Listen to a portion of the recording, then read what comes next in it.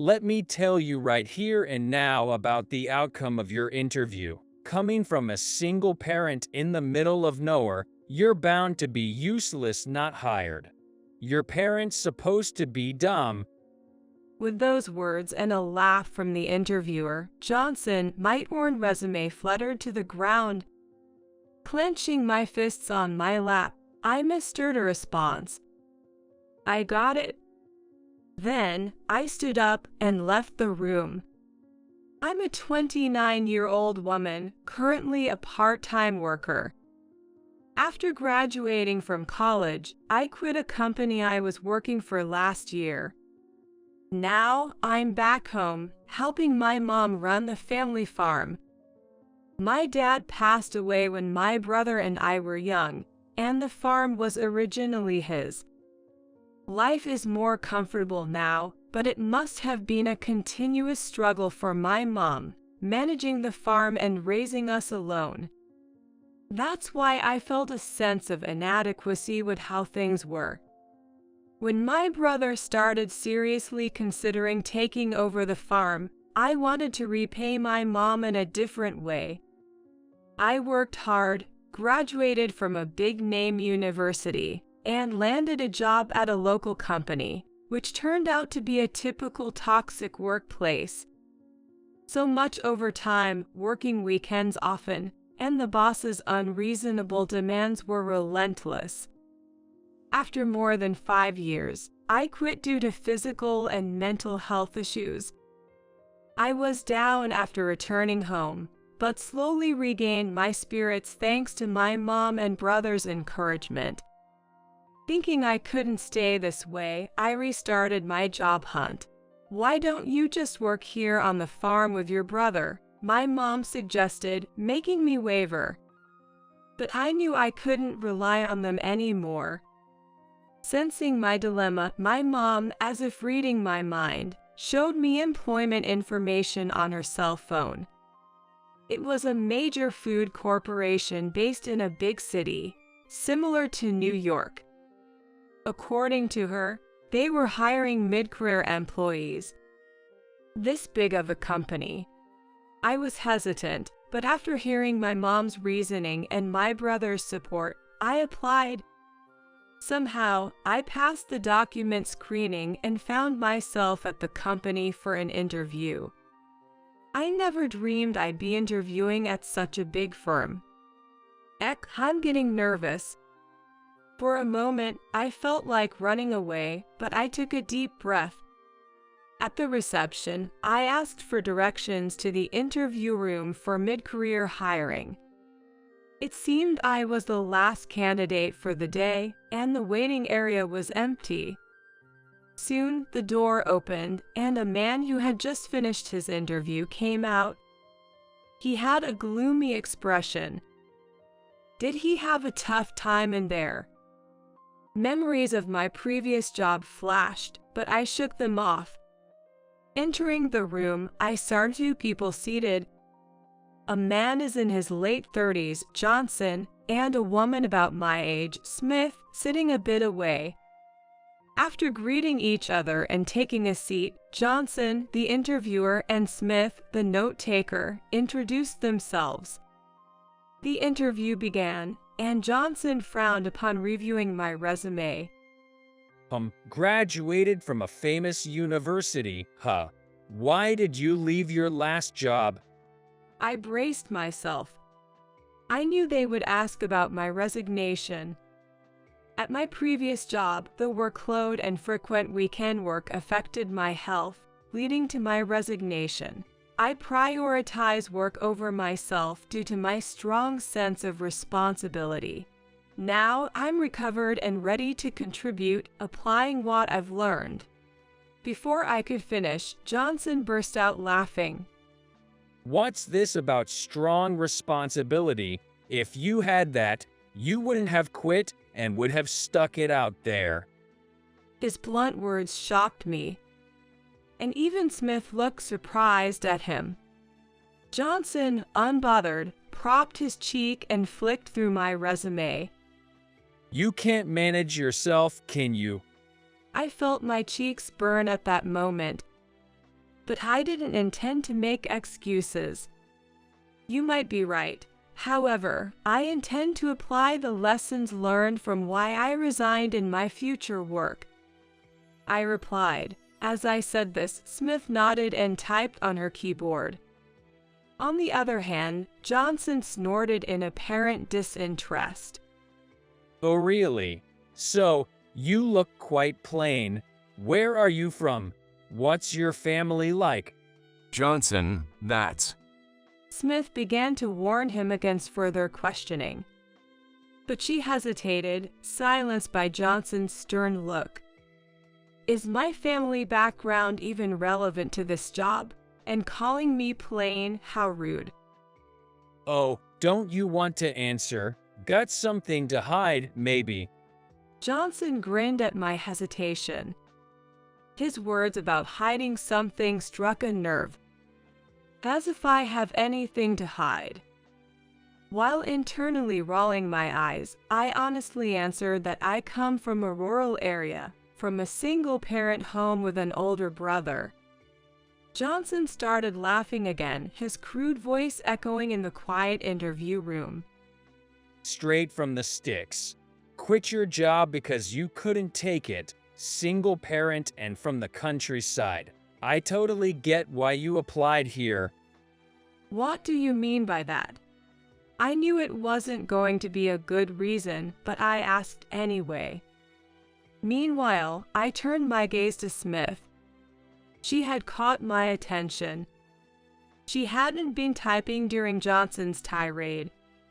Realizing I was looking at her, she averted her eyes. Perhaps under some pressure from Johnson. Don't you get it? Typical of someone raised by a single parent, lacking common sense. I pity you, no cultural knowledge or common sense. That's why you probably thought a big company like ours might hire you. Put yourself in our shoes. After his relentless criticism, Johnson turned to Smith, right? But she just looked down silently. Whatever. Johnson scoffed, not getting the agreement he expected. I was trembling with anger. I was trying to stay calm, but it might have shown on my face. Johnson announced loudly, Let me tell you right here and now about the outcome of your interview. Coming from a single parent in the middle of nowhere, you're bound to be useless, not hired. Your parent's supposed to be dumb. Then, for some reason, he tore up my resume and threw it away. Pieces of what used to be my resume fluttered down. Who could have imagined such treatment and harsh words? I clenched my fists on my lap. I didn't mind being insulted, but I couldn't stand being ridiculed for my background and family by a stranger. Indeed, I quit my job once, regretted it, and felt down, but my family helped me regain a positive outlook. The anger inside me flared up even more. I got it. Then, I stood up and left the room. Right after stepping out, I took out my cell phone and made a call. He wanted to see my parents, huh?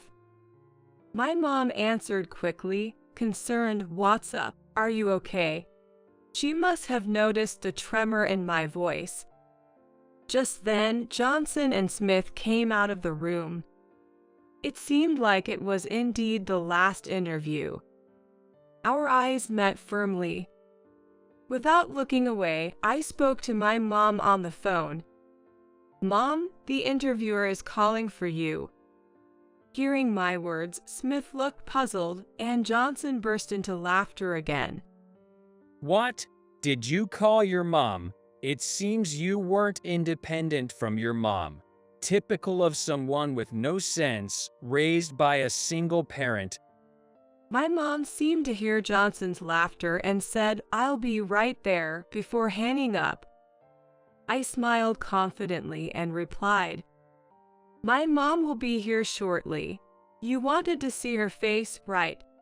My mom arrived in less than 5 minutes, Surprised, Johnson said, "Wait, you had your mom waiting at the main entrance." Typical of a single-parent upbringing, overprotecting and hence not nurturing common sense.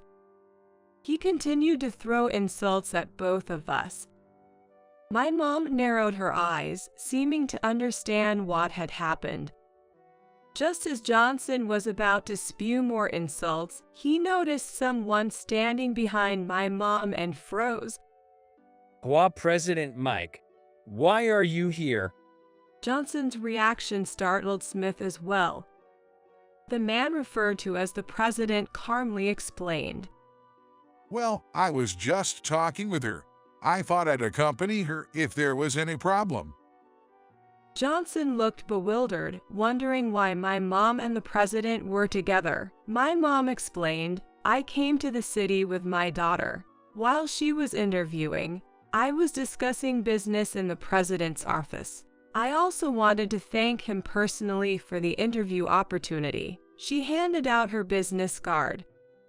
"That's why she could come to me so quickly after the call." Johnson's eyes widened upon seeing the business card.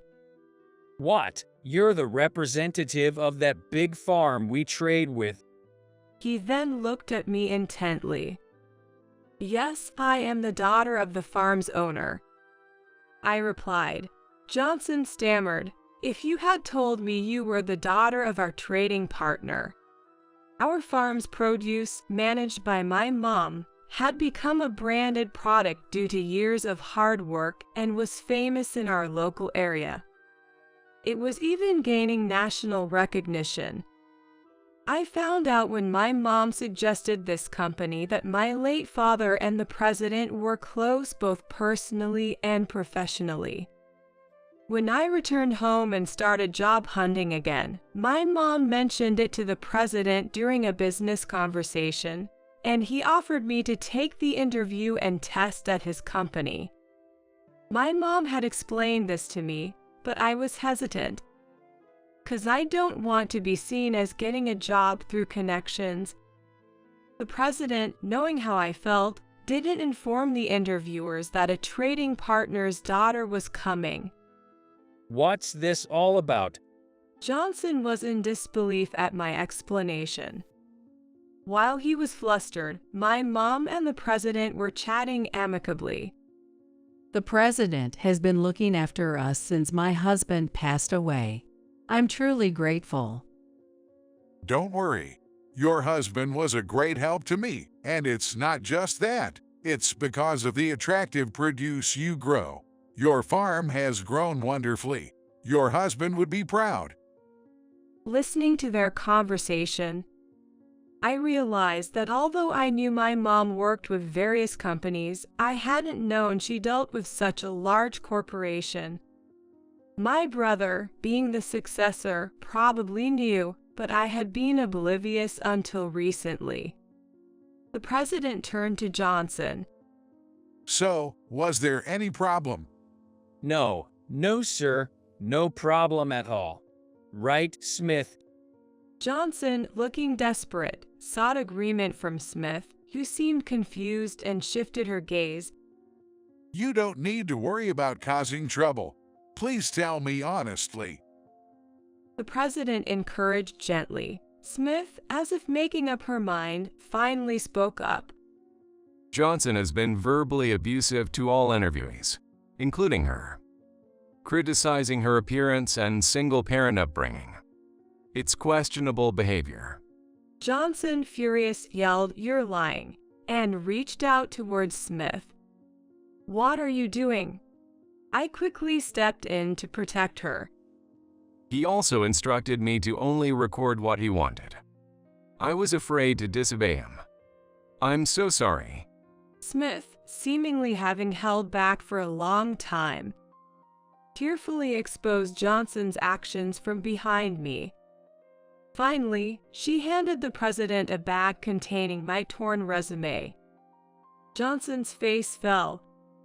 Then I explained to my mom and the president 'cause they were wondering. He said me unfit for the job right here, saying a single parent, countryside upbringing made me useless. That's when he tore up my resume. That's a lie. President, she's making it up. It's all false. She did it, not me. Shaking my head at Johnson's attempt to shift the blame onto Smith even now, I approached the president and offered something. I recorded the interview. Please use this as evidence. I handed over a voice recorder. I had recorded the interview for personal review, thinking it would help if things didn't go well. Of course, I had no intention of posting it online, as that could be illegal. You even recorded it? Johnson looked defeated. According to Smith, the interview was originally supposed to be conducted by 3 people: Johnson, his supervisor, and Smith, the note-taker. However, his supervisor had to take leave due to a family emergency.